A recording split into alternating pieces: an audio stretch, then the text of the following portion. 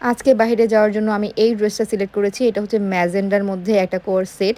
এগুলো হচ্ছে ক্র্যাপ টাইপের মধ্যে। এই টাইপের কোর্সগুলো কিন্তু এখন খুবই ট্রেন্ড চলতেছে। আর এটার ডিজাইন আর কালার দুইটাই কিন্তু খুবই সুন্দর।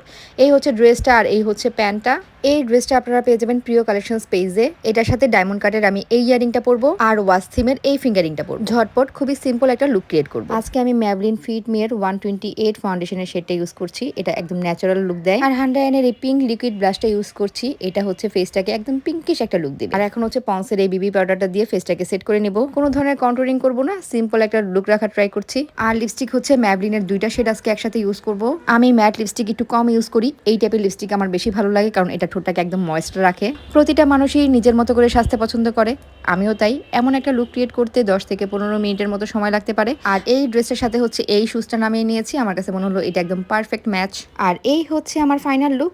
আর এই হচ্ছে আমার ফুল ড্রেসটা। এই ড্রেসটার পুরো কালারের প্রেমে পড়ে গেছি আমি। এত সুন্দর একটা কালার। আর এটা হচ্ছে ক্র্যাপের মধ্যে, দেখতে বেশ ভালো লাগে। আর এটার সাথে হচ্ছে আমি এই পার্টসটা নিয়েছি। এই টাইপের ড্রেস কিন্তু খুবই কমফোর্টেবল, সাথে কিন্তু একটা গর্জিয়াস লুকও দেয়। তো আজকের ব্লগ এখানে শেষ করে দিচ্ছি। আল্লাহ হাফেজ।